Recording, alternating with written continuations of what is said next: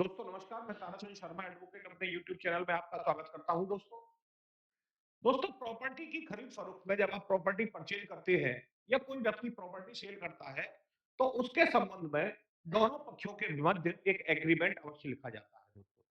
और एग्रीमेंट में उस प्रॉपर्टी का हवाला दिया जाता है, किसने बेचा, कौन खरीद रहा है प्रॉपर्टी कौन सी है, क्या उसका वो तनहा मालिक है या उसकी वो जॉइंट प्रॉपर्टी है, उसमें आपका जो सौदा है वो कितने में हुआ है, एग्रीमेंट के टाइम पर आप बयाना राशि कितनी दे रहे हैं, वो बयाना राशि भी जो आप दे रहे हैं वो ऑनलाइन दे रहे हैं, कैश दे रहे हैं या नेट बैंकिंग के माध्यम से दे रहे हैं या चेक या ड्राफ्ट के माध्यम से दे रहे हैं, ये सारी बातें लिखी जाती हैं दोस्तों। अगर किसी ने आपसे पैसा भी ले लिया और एग्रीमेंट लिख गया और उसके बाद जब समय आने पर वो एग्रीमेंट की अल्पालना अनुपालना नहीं करता, यानी जिससे आपने प्रॉपर्टी परचेज की है वो आपके हक में बैनामा नहीं कर रहा है और आप बार बार कह रहे हैं, तो उसके लिए आपको करना क्या है दोस्तों।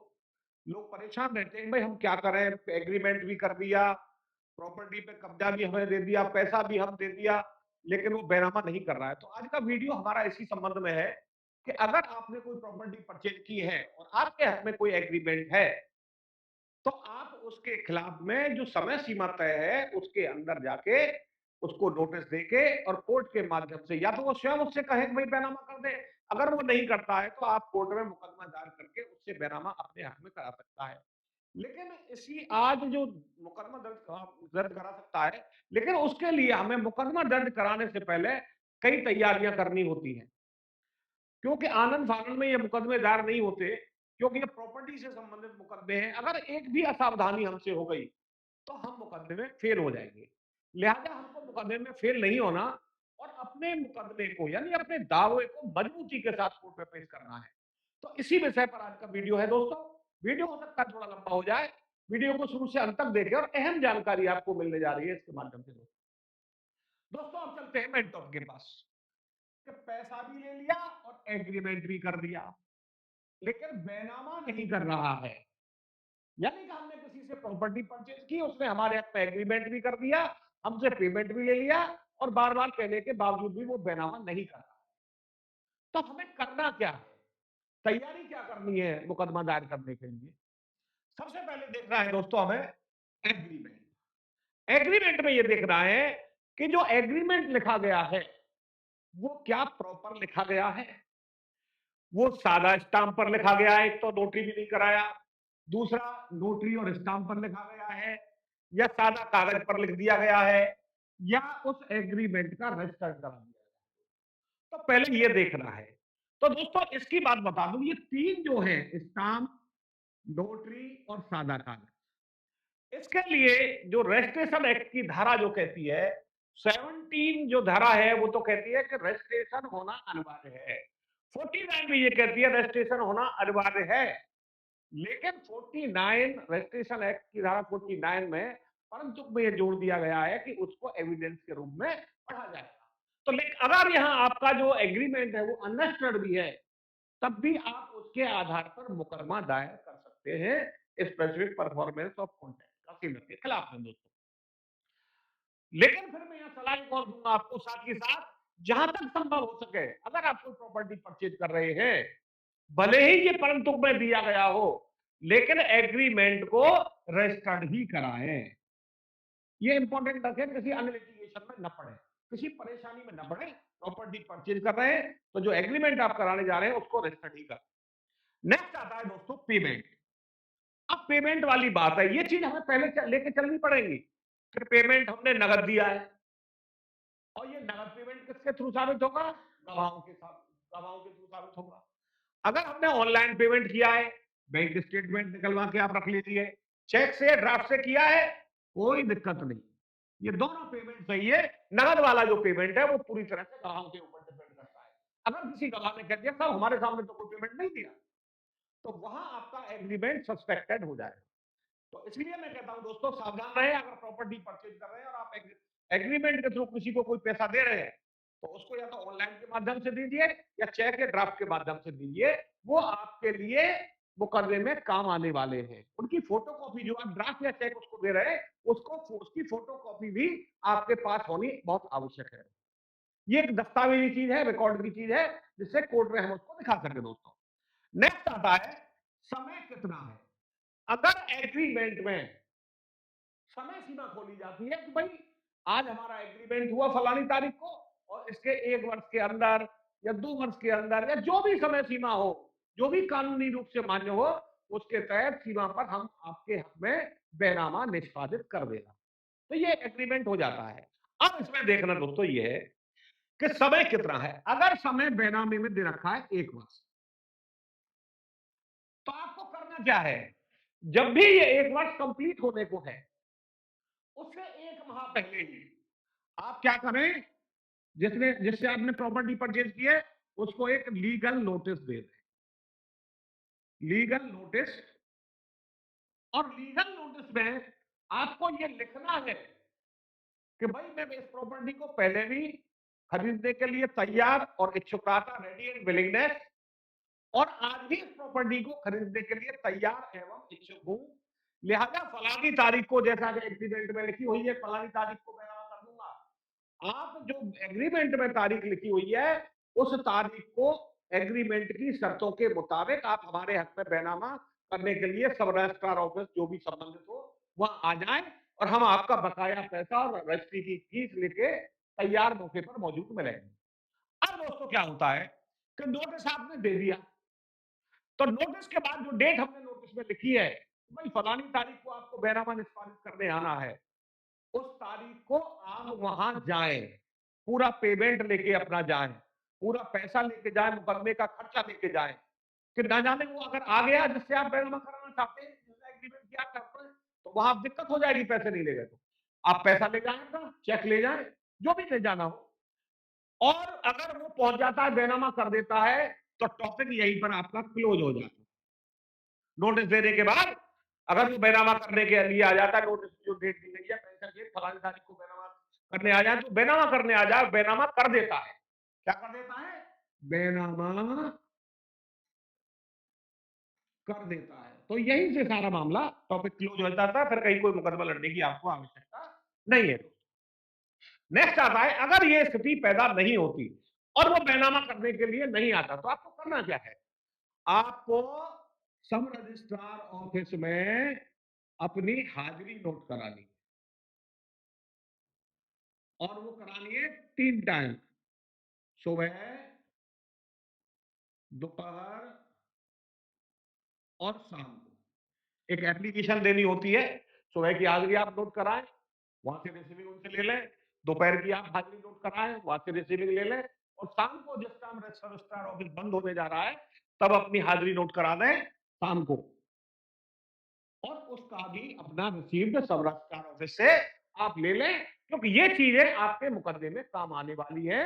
वो वहां ये शो करेंगी, मुकदमे में ये साबित करेंगी कि आप रेडी एंड विलिंगनेस थे, आप बिल्कुल तैयार हैं इच्छुक थे बैनामा कराने के लिए, और आप सब रजिस्ट्रार ऑफिस भी पहुंचे थे, सारा पैसा लेके पहुंचे थे, और उसकी हाजिरी का सबूत क्या होगा, ये आपकी ये चीजें साबित करेंगी, जो रसीद आपने वहां से सब रजिस्ट्रार ऑफिस से लिए, यहाँ तक ये हमारे रजिस्ट्री ऑफिस में सुबह सुबह से दोपहर और दोपहर से शाम तक मौजूद रहे, लेकिन जिसने प्रॉपर्टी बेची है वो बैनामा करने के लिए नहीं आया, ये माना जाएगा रसीदों के माध्यम से। नेक्स्ट जो स्टेप आता है दोस्तों, समय, ये हो गया दोस्तों। अब आता है गवाह। कभी भी आज एग्रीमेंट कराते समय बिल्कुल हल्के में इस बात को न ले कि किसी भी आदमी को गवाह ले लिया।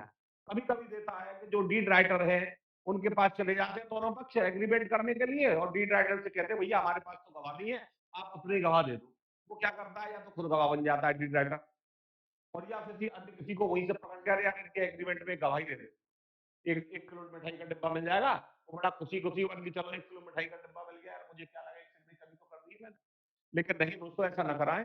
जब भी आप किसी से प्रॉपर्टी परचेज कर रहे हैं और एग्रीमेंट हो रहा है, तो उसमें अपने रिलायबल जो विटनेस है उनको आप रखिए, जो कि वक्त पड़ने पर आपके काम आ सके, आपके मुकदमे में खुल के गवाही दे सके। ये बिल्कुल ध्यान रखने वाली बात है।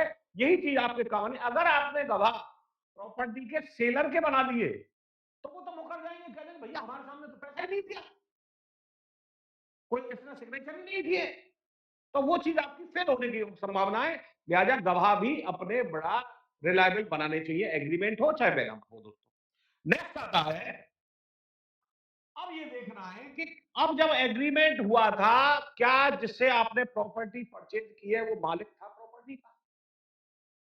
सारे दस्तावेज आपने देख लिए, और अगर वो मालिक था तो निश्चित रूप से उसको राइट है। अगर वो मालिक नहीं है और ऐसे आदमी से आपने एग्रीमेंट करा लिया है, तो आपको कोई भी रिलीफ किसी तरह की भी नहीं मिल सकती। लिहाजा ऐसे व्यक्ति से एग्रीमेंट कराएं जो उस प्रॉपर्टी का मालिक हो, चाहे उसके पास बैनामा हो, म्यूटेशन की रसीद हो, या मिल्कियत का अन्य कोई कागज हो, वसीयत हो, कुछ भी दान पत्र हो, जो भी कागज हो, या रेवेन्यू रिकॉर्ड हो, उसी से बैनामा कराएं।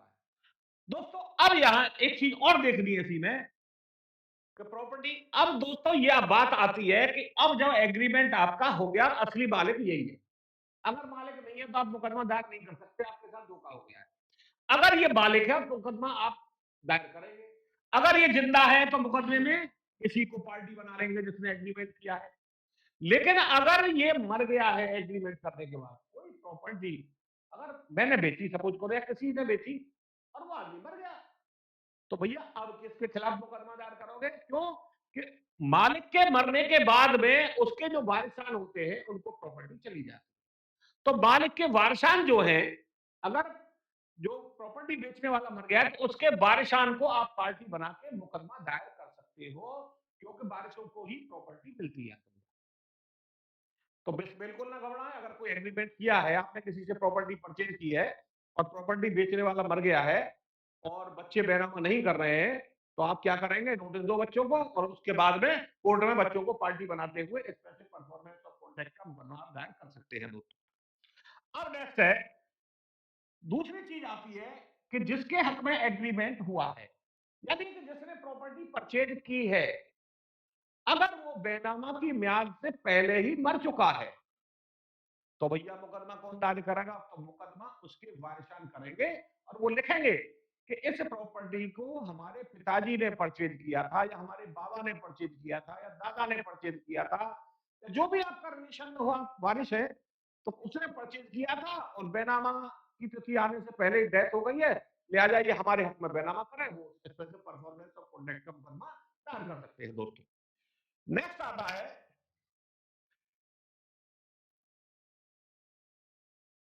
बेचने वाला पूरी तरह से मालिक है या उसका किसी प्रॉपर्टी में कोई हिस्सा है, ये एग्रीमेंट में बहुत होना जरूरी है। अगर हिस्सा है तो कितना बेचा उसने, ये भी लिखना जरूरी है।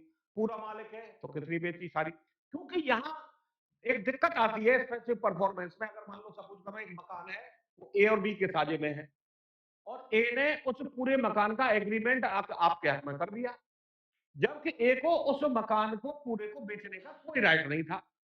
तो ऐसी स्थिति में स्पेसिफिक परफॉर्मेंस ऑफ कॉन्ट्रैक्ट का दावा नहीं किया जा सकता, वो दावा फेल हो जाएगा। लेकिन कोर्ट आपको कंपनसेशन दिलवा सकती है, क्योंकि वो अकेला मालिक नहीं था और उसने आपसे पैसे भी ले लिए, तो आपको पैसा लौटवाएगी कोर्ट, और आपको कंपनसेशन भी दिलवाएगी। अब दूसरा यही आता है दोस्तों, एक और, part performance. Part part performance में क्या होता है दोस्तों? मान लो दो प्रॉपर्टियों का एग्रीमेंट आपने किया, यानी बेचने वाला मैं हूं और सपोज करो खरीदने वाला एक है, तो एक प्रॉपर्टी तो मेरे अपने निजी नाम है, एक प्रॉपर्टी मेरी संयुक्त है किसी अन्य के साथ में, और मैंने अगर एग्रीमेंट कर दिया है, तो कोर्ट क्या कर सकती है? जो संयुक्त प्रॉपर्टी है उसका तो स्पेसिफिक परफॉर्मेंस का मामला चलेगा नहीं, उसके लिए तो कंपनसेशन का प्रावधान है, कोर्ट कंपनसेशन दिलवाएगी। लेकिन जो प्रॉपर्टी मेरी है निजी और मैंने उसका एग्रीमेंट कर दिया है, तो मुझको बाध्य कोर्ट कर सकती है कि मैं उसके हक में, परचेजर के हक में बैनामा निष्पादित करूं। नेक्स्ट आता है, वो आई गई जमीन किसके नाम है, एग्रीमेंट करने वाले के नाम है या वारिसों के नाम है या अन्य किसी का अन्य के नाम है, तो दावा नहीं चलेगा। वारिसों के नाम है, दावा चलेगा, और इसके लिए भी दावा चलेगा। अब ये देखें कि अनुबंध पत्र की समय सीमा क्या है, जो मैंने यहां बता दी दोस्तों। अनुबंध पत्र की जो समय सीमा है, उसमें जो मान लो 1 वर्ष की म्याद रखी है या 2 वर्ष की, जो भी म्याद रखी हो, उसकी समय सीमा कितनी है और दावा कितने दिन बाद होगा। तो समय सीमा का मैंने यहां बता दिया, जितना है उसमें नोटिस में और हाजिरी नोट कराएं। और अब दावा कितने दिन बाद किया जाएगा दोस्तों? एग्रीमेंट जिस दिन हुआ उस दिन से दावे की सीमा काउंट नहीं होगी। तो मैं स्पष्ट बता दूं, बहुत से लोग बहुत भूल कर जाते हैं, अरे यार जिस दिन एग्रीमेंट हुआ है उस दिन से 3 साल की पता नहीं साल समय भी निकल गया और हम तो दावे नहीं, ऐसा नहीं है दोस्तों। जो एग्रीमेंट में म्याद लिखी हो, यानी कि कब तक बैनामा करेगा। मान लो एग्रीमेंट हुआ 91 में, सपोज करें दोस्तों, एग्रीमेंट हुआ 1 जनवरी 2024 में। अब 1 वर्ष का मतलब म्याद हो गई, तो कौन सा आया? 1/1/2025। यहां से समय सीमा आपकी काउंट होगी, 24 से नहीं होगी। जिस दिन जो दस्तावेज एग्जीक्यूट हुआ है उस दिन से समय सीमा काउंट नहीं होनी। जिस दिन हमने जो बेनामे की तारीख लिखी है, यानी 1/1/2025 एग्रीमेंट में लिखी हुई है, तब तक बेनामा कर देगा या करा लेगा। तो यहां से आपकी समय सीमा काउंट होती है दोस्तों 1/1/2025 से। और किसी एग्रीमेंट की स्पेसिफिक परफॉर्मेंस ऑफ कॉन्ट्रैक्ट के लिए दावा कब होगा? इस तारीख से 3 वर्ष के अंदर कर सकते हैं। 3 वर्ष के अंदर दावा कर सकते हैं। अगर ज्यादा समय हो गया है तो आपका मुकदमा नहीं चलेगा, आप बैनामा कोर्ट के माध्यम से नहीं करा सकते हैं दोस्तों। नेक्स्ट आ गया, अब यहां क्या होता है? ये सारी चीजें कंप्लीट आपने कर ली, पूरी तैयारी आपने कर ली। आप क्या करेंगे? कोर्ट में मुकदमा दायर कर, सारी चीज आपकी कंप्लीट बिल्कुल परफेक्ट है, फुल फ्लैश है, नो डाउट। वकील बहुत अच्छा होना चाहिए। स्पेसिफिक परफॉर्मेंस ऑफ कॉन्ट्रैक्ट का मामला ऐसा है, इसमें थोड़ी भी गलती आपको फेल कर सकती है। लिहाजा बहुत योग्य वकील, जो सिविल का अच्छा जानकार हो, ऐसा वकील अपॉइंट करें, उसके माध्यम से ही अपना मुकदमा दायर कराएं। कोर्ट क्या करती है, जब आपका मुकदमा कोर्ट में चल लेता है तो कोर्ट दो काम करती है। कोर्ट क्या करेगी कि जिससे आपने प्रॉपर्टी परचेज की है, यानी जो विक्रेता है, उससे कहेगी कि भैया ऐसा कर, इस एग्रीमेंट जो तूने किया है इसके आधार पर इतने दिन में इसके हक में बैनामा कर दे।